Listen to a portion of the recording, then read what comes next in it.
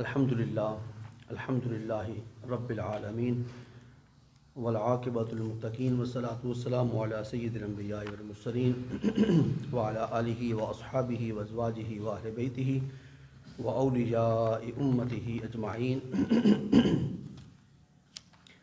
اما بعد فاعوذ باللہ من الشیطان الرجیم بسم اللہ الرحمن الرحیم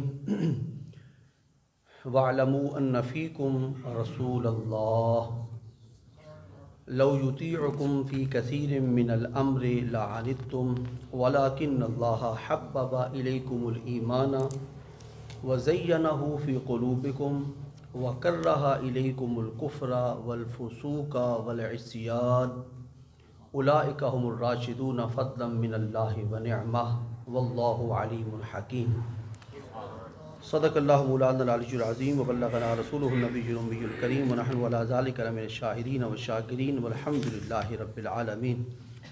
انتہائی عزت و احترام کے لائق سامعین ذی احتشام، آج کی جمعۃ المبارک کی نشست میں تاریخ اسلام کے صفحات پر چمکتی اور دمکتی ہوئی ایک شخصیت مبارکہ کا ذکر خیر مقصود ہے۔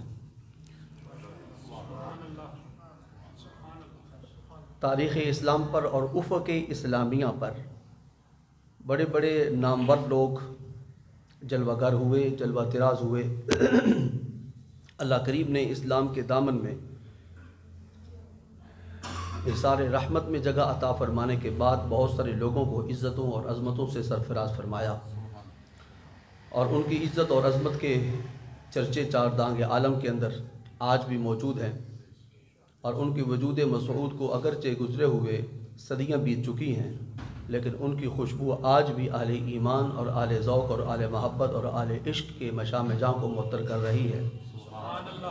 جن کو گزرے ہوئے اگرچہ زمانے بیت گئے ہیں، لیکن ان کے وجود کے اندر نور مصطفیٰ کی ایسی چمک اور ایسی روشنی اور ایسی شعائیں اور ایسی کرنیں موجود تھیں جن کی روشنی آج بھی اہل ایمان کے لیے مشعل راہ ہے، جن کے کردار کو، جن کی سیرت کو اور جن کے شب و روز کو سیرت محمدیہ نے ایسا سنوارا ہے کہ قرآن مجید فرقان حمید میں ان لوگوں کی سیرت کو، ان کے کردار کو، ان کے اسوہ کو اور ان کے شب و روز کے معمولات کو اللہ کریم نے اہل ایمان کے لیے قابل تقلید نمونہ قرار دیا۔ ایمان والوں کو فرمایا کہ اگر تم ایمان لانا چاہتے ہو اور ایسا ایمان لانا چاہتے ہو جو ایمان اللہ فرماتا ہے میرے معیار کے مطابق پورا اترنے والا ہے، جو میرے معیار پر پورا اترنے والا ایمان ہے، تو تمہیں کیا کرنا ہوگا؟ اس طرح ایمان لاؤ جس طرح محمد پاک کے اصحاب ایمان لائے۔ اس طرح ایمان لاؤ، آمنو کما آمن الناس، اس طرح ایمان لاؤ جس طرح رسول کریم کے اصحاب ایمان لائے۔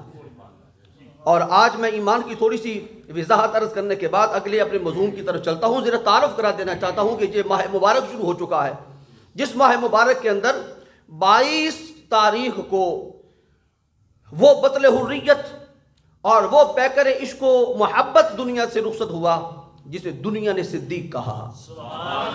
دنیا نے بعد میں اسے صدیق کہا۔ اللہ رب العزت نے عرش سے لفظ صدیق اور لقب صدیق محمد پاک کے قلب عطر پہ اتارا، فرمایا اپنے اس یار غار کو یہ لقب ہماری طرف سے عطا کر دیجئے۔ یہ صدیق کا ٹائٹل اور صدیق کا لقب دنیاوی نہیں ہے، یہ فرشی نہیں ہے، عرشی ہے۔ تو آج ذکر خیر کرنے کی کوشش کروں گا سیدنا صدیق اکبر کی، لیکن چونکہ ماہ مبارک کا آغاز ہو چکا ہے اس لیے میں نے تمہیداً آپ کو عرض کر دیا ہے، اس پورے ماہ مبارک کے اندر تاجدار صداقت کی بارگاہ ناز میں سلام نیاز پڑھنے کی پیش کرنے کی کوشش کروں گا۔ تو چونکہ بات ایمان سے چلی ہے، میں ایمان کی ڈیفینیشن اور تعارف آپ کو عرض کر دینا چاہتا ہوں۔ ایمان کیا ہے؟ ایمان یقین کا نام ہے فقیر کے نزدیک۔ ایمان یقین کلی اور یقین کامل کا نام ہے۔ کس پہ یقین؟ اللہ کی ذات پہ یقین، اللہ کی ذات پہ بھروسہ۔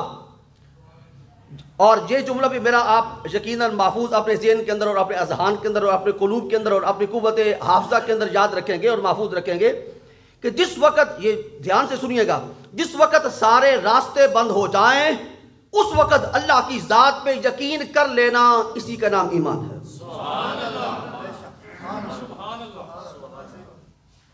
سارے راستے بند ہو جائیں، سارے دروازے بند ہو جائیں، دنیا کے اندر مایوسی کے گھٹا ٹوپ اندھیرے چھا جائیں، امید کی کرن کسی مقام سے نظر نہ آ رہی ہو، خواہ بندہ بیمار ہو، خواہ غربت کے اندر شکار ہو، خواہ اولاد اس کے پاس نہ ہو، خواہ اسباب کے سارے دروازے اس پہ بند کر دیے جائیں، لیکن مایوسی اس کے قریب نہ بھٹکنے پائے، اس وقت بھی وہ کہے کہ میرا رب ہے اور وہ مجھے بے یار و مددگار نہیں چھوڑے گا، اس کیفیت کے پیدا ہو جانے کا نام ایمان ہے۔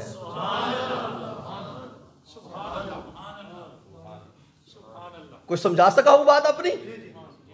جس وقت سارے دروازے بند ہو جائیں، ہر طرف تاریکی ہی تاریکی ہو، کہیں امید کی کرن نظر نہیں آ رہی ہو، اور لوگ تجھ سے نفرت کرنا شروع کر دیں، اور تیرا دنیا کے اندر کوئی بھی نہ رہے، اور تیرے حتیٰ کہ اپنے گھر کے دروازے بند ہو جائیں، دوستوں کی مجلس کے اندر تو جا کر بیٹھنے لگے، اور دوست بھی کہیں کہ نہیں تو محمدی ہو گیا ہے، تیرا ہمارے ساتھ کوئی تعلق نہیں۔ جملہ تو بڑا عرض کر دیا ہے۔ مکہ کے لوگ، دوست جو صبح سے لے کے شام تک تیرے ساتھ بیٹھا کرتے تھے، وہ تجھ سے نفرت کرنے لگ جائیں اور کہیں تو محمد کا غلام ہو گیا ہے، تو نے محمد کا کلمہ پڑھنا شروع کر دیا ہے، تو محمد کی باتوں میں آ گیا ہے، تو اس کے چنگل کے اندر پھنس گیا ہے، اب تو ہمارے کسی کام کا نہیں، ہم تیرے کسی کام کے نہیں، اس وقت یقین ہو اللہ کی ذات پہ، اسی کا نام ایمان ہے، اور جس کی یہ کیفیت ہوتی ہے قرآن اسے صدیق اکبر کہتا ہے۔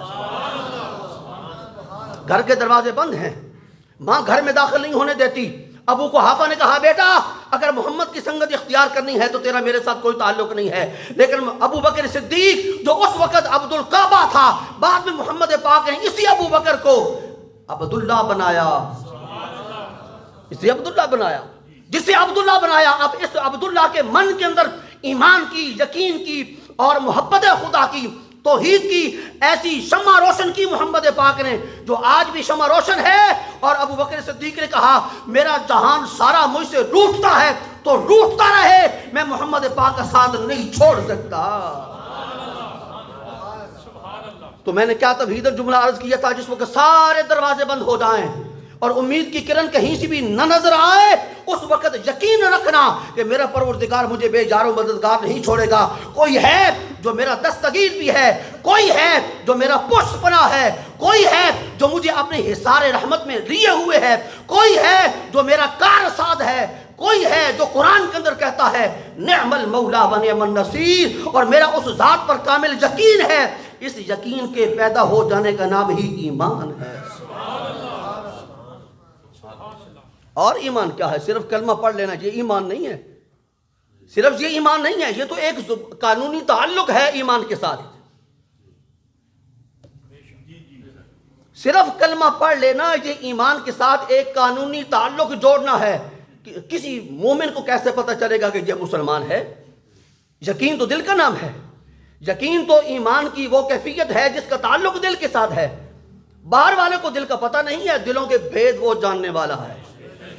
اس کی ذات پہ اگر بھروسہ ہوگا، اس کی ذات پہ اگر یقین ہوگا اور اسے اپنا کارساز حقیقی سمجھا جائے گا، تو بعد والوں کو بتانے کے لیے کہ بھئی ہاں میں ایمان لا چکا ہوں، کفرستان عالم سے نکل چکا ہوں، اندھیروں سے نکل چکا ہوں، نور کے ماحول میں آ چکا ہوں، میں بدبو اور تعفن کے علاقے کو چھوڑ چکا ہوں، اور محمد عربی کے پسینے پاک کی خوشبو کے ماحول میں آ چکا ہوں۔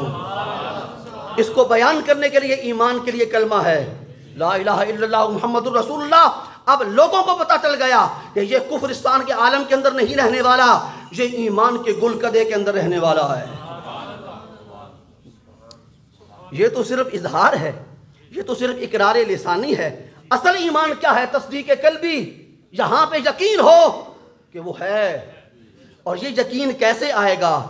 جب نبی بیان فرمائیں گے، جب نبی بیان فرمائیں گے۔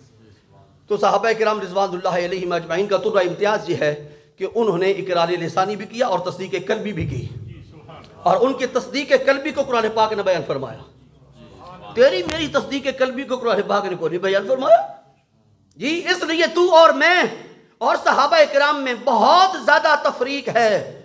وہ اور مقام کے حامل ہیں، تو میں اور مقام کے حامل ہیں۔ ان کی نیت کو بھی قرآن پاک نے بیان فرمایا ہے، ان کی تصدیق قلبی کو بھی قرآن پاک نے بیان فرمایا ہے۔ وہ ایمان کے ساتھ کتنا محبت کرتے ہیں، اس آیت مبارکہ کے اندر قرآن پاک نے اس کو بھی بیان فرمایا ہے۔ آئیے میں ایک بات آپ کو عرض کرتا ہوں قرآن پاک کی روشنی میں سورہ الشعراء کی یہ 19واں پارہ ہے. اللہ کریم نے حضرت موسیٰ علیہ السلام ایمان عرض کرنے لگا ہوں. ایمان یقین کا نام ہے، اور یقین کیا ہے؟ سارے راستے بند ہیں، پتہ چلے اس وقت بندے کے دل کے اندر ایمان اور یقین ہو کہ رب کا دروازہ بند نہیں ہے، وہ میرے لیے کھلا ہے. اس وقت سے اس کے دروازے سے ہر وقت آوازیں آ رہی ہیں، لوٹا لوٹا، کہاں جا رہا ہے؟ ہم نے تمہیں بھیجا ہے، ہماری طرف واپس پلٹ آ. بالآخر تو نے ہماری طرف واپس پلٹ کے آنا ہے. جس وقت سارے دروازے تجھے بند نظر آتے ہیں، ہمارا دروازہ کھلا ہوا ہے. رات کو سارے شاہان وقت کے دروازے اور ان کے محلات کے دروازے بند ہو جاتے ہیں. اللہ فرماتا ہے میرا تو دروازہ ہے ہی کوئی نہیں، بند کس نے ہونا ہے؟ وہ راتوں کو بھی لوگوں کو بیدار کر کے جگا کے اور ان کو خواب غفلت سے جھنجھوڑ کے ان کے ضمیروں کو بیدار کر کے اعلان فرماتا ہے حل من تائبن، حل من تائبن. دن بھر گناہ کر کے کوئی شام کو تھک گیا ہے، اب ہم سے توبہ کرنا چاہتا ہے. پوری زندگی گناہ کر کے اس وقت بڑھاپے کے عالم میں ہم سے کوئی توبہ کرنا چاہتا ہے. ہم اس کی توبہ کو قبول کرنے کے لیے صرف توبہ کو قبول ہی نہیں کرنے والے، تواب ہیں. اور ہمارے دروازے کی طرف اگر کوئی ایک بالشت بڑھ کے آتا ہے تو ہم ایک ہاتھ اس کے قریب ہو جاتے ہیں، کوئی ایک ہاتھ قریب آتا ہے تو ہم 2 ہاتھ قریب ہو جاتے ہیں. کوئی ہمارے دروازے پہ دوڑ کی چل کے آتا ہے تو ہماری رحمت دوڑ کر اس کا استقبال کرتی ہے. اللہ اللہ، یہ ہے ہمارا پروردگار. اللہ اکبر. حضرت موسیٰ علیہ السلام کو حکم ہوا کہ بنی اسرائیل کو فرعون کے چنگل سے آزادی دلائیے اور انہیں رات کے وقت لے کے نکل جائیے. فَأَسْرِ بِعِبَادِي لَيْلًا إِنَّكُمْ مُتَّبَعُونَ وَاتْرُكِ الْبَحْرَ رَهْوَةً. حضرت موسیٰ علیہ السلام نے پوری قوم فرعون کو جمع کیا. اور فرعون کی قوم تو ویسے ہی ہے نا، ویسے تو اصحاب موسیٰ ہیں. اصحاب موسیٰ، میں ان کو فرعونی نہیں کہہ سکتا. فرعونی تو وہ ہیں جو فرعون کے ساتھ رہ گئے، اور اصحاب موسیٰ وہ ہیں جنہوں نے فرعون کے ظلم و استبداد کے اور جور کے علاقے کو چھوڑا اور موسیٰ کے ہمراہ ہو گئے. رات کے وقت حضرت موسیٰ علیہ السلام نکل چل پڑے. سامنے دریا آ گیا، دریا میں کوئی راستہ نہیں ہے، سارے سمندر پہ اور سارے دریا پہ کسی قسم کی کوئی کشتیاں نہیں ہیں. تو پار جانا ہے تو کیسے جانا ہے؟ ان لوگوں نے جس وقت حضرت موسیٰ علیہ السلام کے ہمراہ ذرا پیچھے مڑ کے دیکھا تو ہم مصر میں واپس چلے جاتے ہیں، تو پیچھے سے انہیں بڑا اڑتا ہوا گرد و غبار نظر آیا. گرد و غبار کیسا؟ یہ تو تھمنے کا نام نہیں لیتا. ہم تو آ کر رک گئے ہیں، ہمارا گرد و غبار بیٹھ چکا ہے. یہ نیا گرد و غبار کیسا؟ معلوم کرنے پہ پتہ چلا کہ فرعون ان کو گرفتار کرنے کے لیے اپنے پورے لاؤ لشکر کے ساتھ یہاں پہ آن پہنچا ہے. اب آگے دریا، پیچھے فرعون کا لشکر، درمیان میں اصحاب موسیٰ. کوئی راستہ نہیں ہے، جو میں آغاز میں عرض کر چکا ہوں. کوئی راستہ نہ آگے جانے کے لیے راستہ ہے، نہ پیچھے جانے کے لیے کوئی راستہ ہے. عرض کرتے ہیں حضرت موسیٰ علیہ السلام کی بارگاہ اقدس کے اندر انا لمدرکون، ہم تو پکڑے گئے، ہم تو پکڑے گئے. آگے جاتے ہیں تو دریا، پیچھے جاتے ہیں تو دشمن، اس کی تلواریں ہیں، آگے پانی کی بے رحم موجیں ہیں. آگے جاتے ہیں تو غرق آب ہونے کا اندیشہ، پیچھے جاتے ہیں تو تہہ تیغ ہونے کا اندیشہ. موسیٰ علیہ السلام نے اس وقت کیا فرمایا؟ سنیے، قرآن پاک فرماتا ہے کلا. موسیٰ علیہ السلام کلا کا معنی کیا ہوتا ہے؟ عربی زبان کلا کا معنی ہوتا ہے ہرگز نہیں. اے میرے ساتھ آنے والو، موسیٰ کے ساتھ آنے والو. پھر جملہ کہنے دینا چاہتا ہوں، اے موسیٰ کے ساتھ آنے والو، تمہیں پتہ نہیں کس کے ساتھ آئے ہو، اور تمہیں پتہ نہیں کس کے ساتھ آئے ہو. تم فرعون کے ساتھی نہیں، تم موسیٰ کے ساتھی ہو. تم اصحاب فرعون نہیں، اصحاب موسیٰ ہو. کلا، ہرگز نہیں. آگے کیا جملہ فرمایا؟ اپنے اوپر بھروسہ نہیں کیا موسیٰ نے. موسیٰ علیہ السلام نے کہا انا معی ربی سیہدین، میرا رب میرے ساتھ ہے، وہی مجھے راستہ عطا کرے گا. راستہ تو ہے ہی کوئی نہیں. آگے دریا ہے، دریا میں راستے کیسے ہوتے ہیں؟ دریا میں تو راستے نہیں ہوتے. فرمایا ہاں، اگر واسطہ نبوت نصیب ہو جائے تو پھر دریا بھی راستے دے دیتے ہیں. اور واسطہ نبوت اللہ کے اوپر کامل یقین کا نام ہے، اللہ کی ذات پر کامل بھروسے کا نام ہے. واسطہ نبوت اللہ کی ذات پر کامل ایمان کے نام ہے. یہ واسطہ نبوت بندے کے اندر اللہ کی ذات پر بھروسہ، ایمان یقین اور ایقان کی کیفیت پیدا کرتا ہے۔ جب یہ کیفیتیں بندے کے اندر پیدا ہو جاتی ہیں پھر وہ نہ دریاؤں کی موجوں سے ڈرتا ہے نہ دشمن کی تلواروں سے ڈرتا ہے۔ بات سمجھا گیا؟ راستے بند لیکن سارے راستے کھلے۔ اللہ کریم نے فرمایا فَأَوْحَيْنَا إِلَى موسیٰ، ہم نے موسیٰ علیہ السلام کی طرف وحی فرمائی أَنِ اضْرِب بِعَصَاكَ الْبَحْرَ، کبھی فرمایا أَنِ اضْرِب بِعَصَاكَ الْحَجَرَ، یہ عصا ہے عجیب کام کرتا ہے، عصائے موسوی، قرآن کے انداز میں عرض کرنے لگا عصائے موسوی عجیب کام کرتا ہے، پتھر پہ پڑتا ہے پانی جاری ہو جاتے ہیں اور دریا پہ پڑتا ہے خشک راستے بن جاتے ہیں۔ اس کے اندر عجیب مسیحائی کی کیفیت اور قدرت موجود ہے، اس کے اندر عجیب قدرت کی کار فرمائیاں موجود ہیں۔ خشکی پر اب جملہ سنیے گا، خشکی پر چل کر تریاں پیدا کرتا ہے، تری پر چل کر خشکیاں پیدا کرتا ہے۔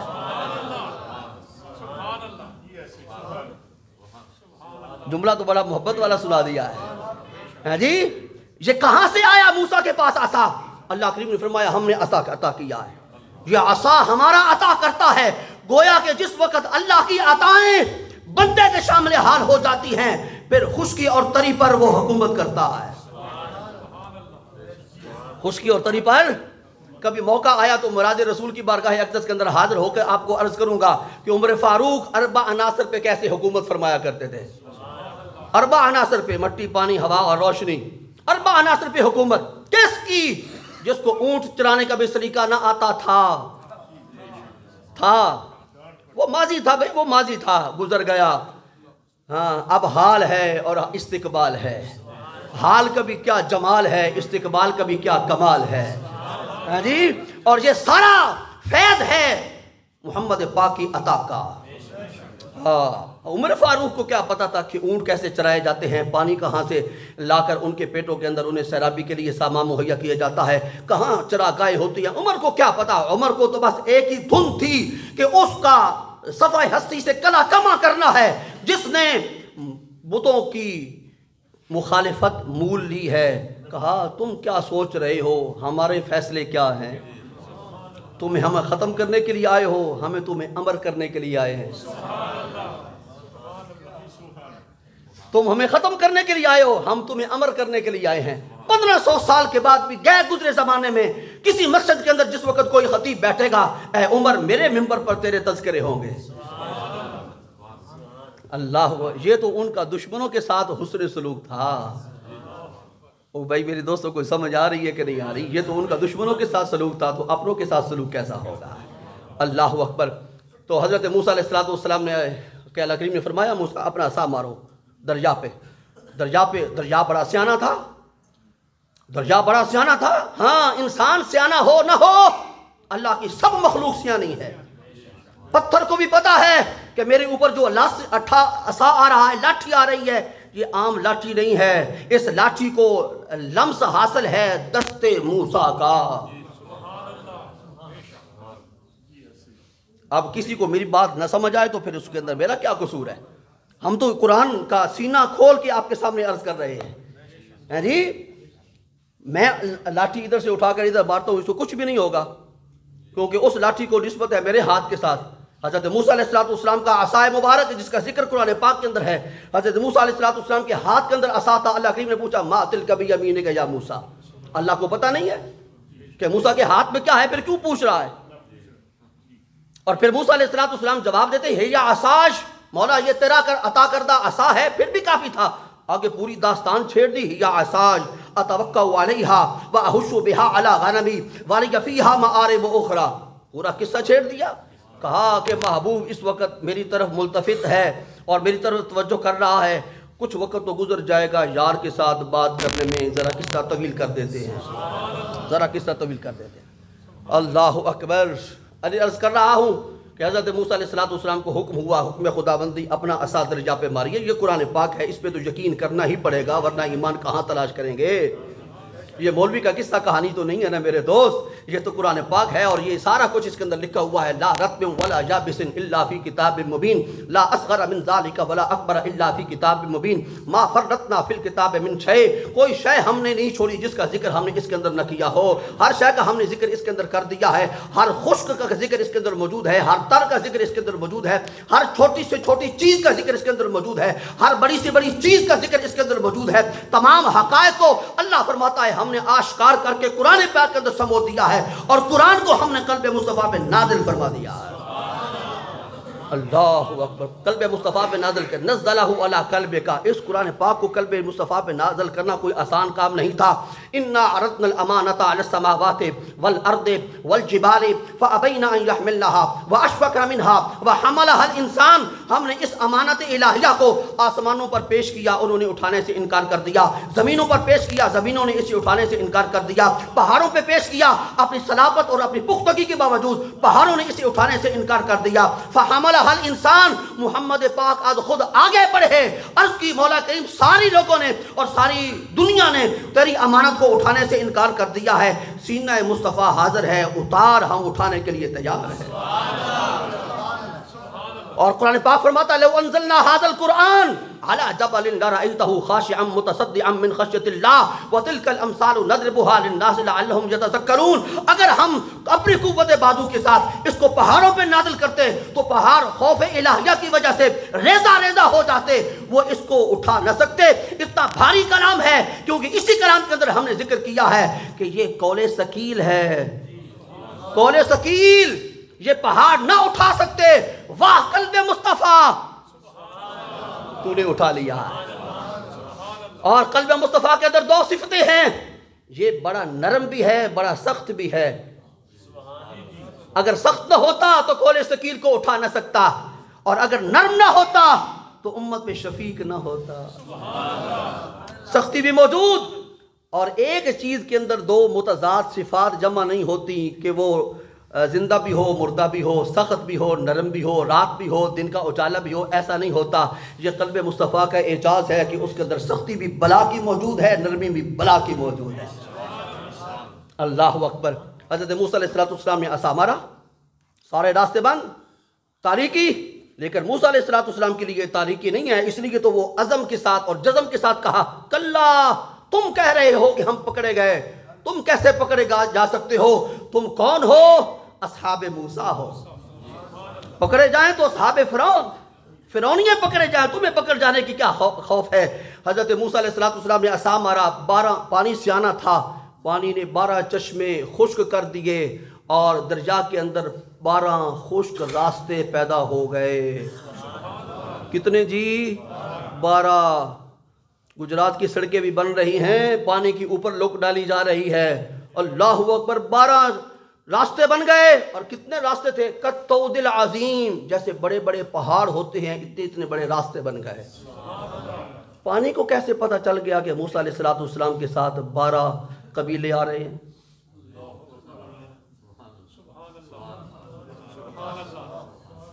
سوچئے نا ذرا، قرآن کو ذرا سوچئے نا جی، اپنے آفس کی کرسی پہ بیٹھ کر ذرا سوچئے قرآن کیا کہتا ہے۔ جو قرآن مولوی کی زبان سے ادا ہوتا ہے وہ قرآن کیا کہتا ہے؟ کیسے پتا چلا موسیٰ علیہ السلام کے عصا مارنے کے بعد اس پانی کو کہ موسیٰ علیہ السلام کے ساتھ 12 قبائل موجود ہیں؟ یہ فیضان نظر تھا یا کہ مکتب کی کرامت تھی؟ سکھائے کس نے اسماعیل کو آداب فرزندی؟ اقبال کا شعر فٹ کرنا بھی تو پھر کسی کو نظر سے پیغام دیا۔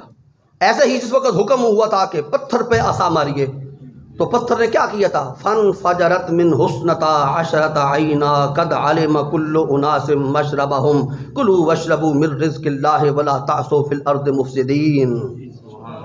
شروع کر دیں کم از کم پہلا پارہ ترجمے کے ساتھ، تاکہ ہمیں بھی ڈان اخبار سے ذرا فرصت ملے اور ہم قرآن پاک کا ترجمہ پڑھنے کی عادی بن جائیں۔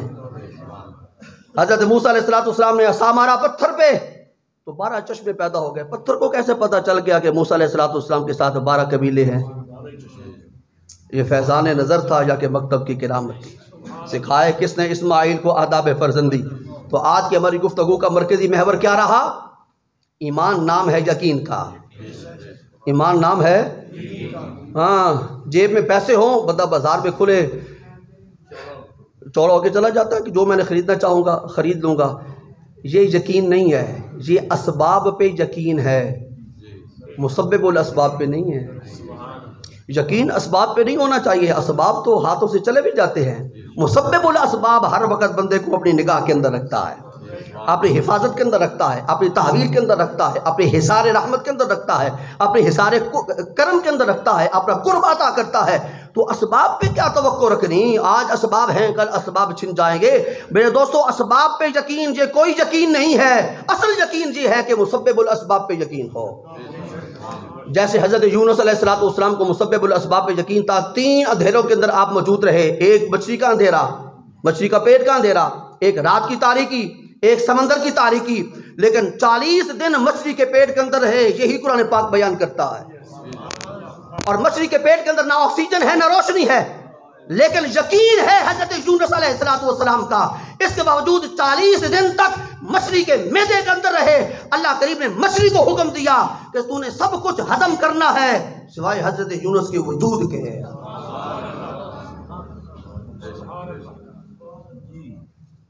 تو کہتا ہے مہنگائی ہو گئی ہے تو میں کدھر جاؤں گا؟ تیرا یقین کدھر گیا؟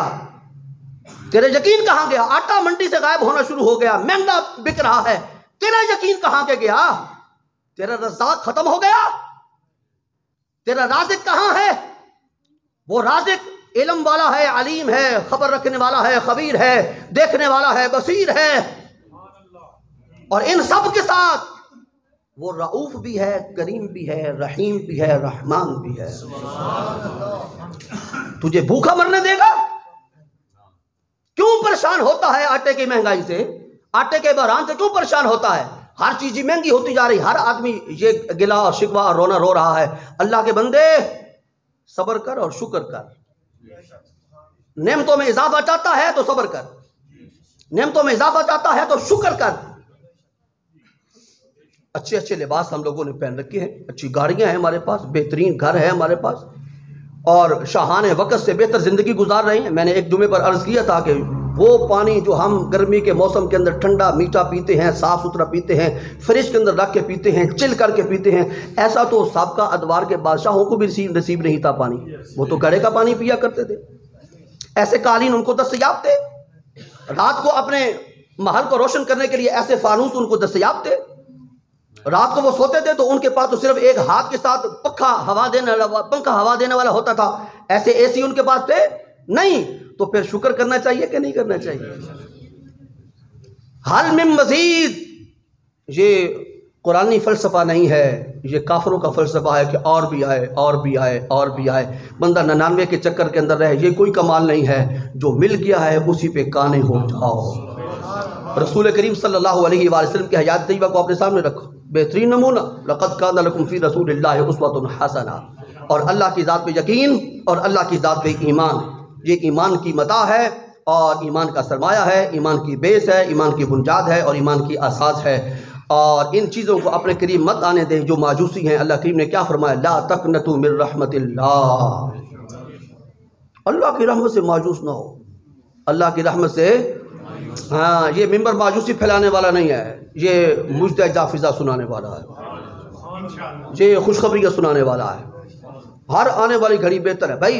یا تو میرے پاس میں کچھ ہو رہا تو پھر تو میں منہ بسور کے بیٹھ جاؤں کہ بھئی میں ایسا کر سکتا تھا، ایسا نہیں ہوا، ایسا مجھے کرنا چاہیے، جب سب کچھ ہے ہی اللہ کے ہاتھ میں. اس تے گل جو تو یقین ہے کہ نہیں کہ یہ کوئی فرقہ واریت بڑی پئی ہے؟ ایسی کوئی فرقہ واریت ہے؟ سب کچھ اللہ کے ہاتھ میں ہے کہ نہیں؟ کیوں حضرت؟ سب کچھ اللہ کے ہاتھ میں. تؤتی الملک من تشاء وتنزع الملک ممن تشاء وتعز من تشاء وتذل من تشاء بیدک الخیر انک علی کل شیء قدیر. مالک جس حال میں رکھے، مالک جس حال میں رکھے، جب تک اس نے خوشیوں کے ساتھ رکھا خوش رہو. جس وقت اس نے کسی مصیبت کے اندر ڈال دیا، انا للہ و انا الیہ راجعون. الذین اذا اصابتهم مصیبت قالوا انا للہ و انا الیہ راجعون. بس ختم بات. رسول کریم کے صاحبزادہ صاحب آپ کے ہاتھوں میں دم توڑ رہے ہیں تو اس کے بعد کیا ہوا؟ ایک آنکھ مبارک سے آنسو ڈلکا زبان تک آنے سے پہلے پہلے نغمہ جاری ہو گیا تھا، انا للہ و انا الیہ راجعون۔ بات ختم۔ اس لیے پریشانی اپنے قریب نہ آنے دیجیے، اپنے آپ کو خوش و خرم رکھیے تاکہ آپ کے چہرے چمکتے اور دمکتے رہیں، اور معاشر کے میدان میں جس وقت آپ جائیں رسول کریم آپ کے وضو کے نور کی بدولت آپ کو پہچان لیں۔ بات تو بڑی سنا دی ہے، بڑی لمبی چوڑی حدیث پاک ہے، لیکن اشارہ کر دیتا ہوں، آپ کے وضو کے نور سے یہ جو 5 آپ کے آزار چمکنے ہیں، رسول کریم فرماتے ہیں ان کے ساتھ میں اپنی امت کو پہچانوں گا۔ بھائی ساری امتیں جمع ہونی ہیں، آدم علیہ السلام سے لے کے عیسیٰ علیہ السلام تک ہماری امت بھی موجود ہوگی، اور معاشر کے میدان میں جو صفیں لگے گی 120 صفیں ہوں گی، ان میں سے 80 صفحات ہماری ہوں گی۔ معاشر کے میدان میں میجارٹی ہماری ہوگی، معاشر کے میدان میں میجارٹی ہماری ہوگی آئے آخر میں، لیکن نسبت کس کے ساتھ ہے؟ ذرا لطف لے لیں اس جملے کا، لطف لے رہے ہیں کہ نہیں؟ 80 صفحات ہماری ہوں گی، 40 صفحے حضرت آدم علیہ السلام سے لے کے حضرت عیسیٰ علیہ السلام تک آنے والی امتوں کی ہوں گی، اور حمد کا جھنڈا ہمارے نبی پاک کے ہاتھ میں ہوگا۔ اب جس نے ہر جملے پہ سبحان اللہ نہ کہا شکوہ ہوگا۔ معاشر کے میدان میں سپہ سالار اعظم نبی اعظم ہوں گے، اور جھنڈے کا نام کیا ہوگا؟ حمد کا جھنڈا، تعریف والا جھنڈا، اور امت محمدیہ آپ میں اس کے اندر شامل ہیں، ہمیں اللہ کی نعمت کا شکر ادا کرنا چاہیے۔ تیرا اور میرا نام ہوگا، کسی امت کا نام نہیں ہوگا، اور تیرا میرا نام ہوگا امت حمادون، حمد کرنے والی امت۔ میں کہتا ہوں آپ حمادون ہیں، اللہ کی بہت زیادہ حمد کرنے والے ہیں۔ یہ معاشر کے میدان میں آدم بھی کہیں گے، حضرت موسیٰ بھی کہیں گے، خاتم بھی کہیں گے۔ نبی پاک کے دست مبارک کے اندر جھنڈا، لواء الحمد، اور رسول کریم کی امت حمادون، اور رسول کریم کا مقام محمود، عسیٰ ان یبعثک ربک مقاما محمودا، سرکار کا مقام اس وقت حمادون ہوگا۔ میں اگر یہ کہوں تو بالکل بے جانا ہوگا، اور میرے جملے خطاب کے یہ شاید آخری ہوں۔ ایک ہے محمد کی ذات زمین میں، ایک ہے محمد کی ذات آسمان میں۔ اللہ کی ذات احد نے محمد بنایا، اور محمد بنا کے زمین پہ بھیجا، اور اللہ نے احمد بنایا، احمد کو آسمانوں میں رکھا۔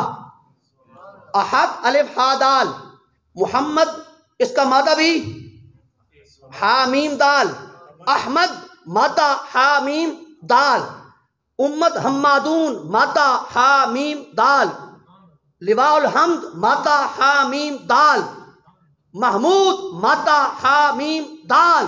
یوں سمجھیے کہ محمد جہاں پہ ہوگا حمد اس کے لیے طواف گناہ ہوں گے۔ وما علی الا البلاغ۔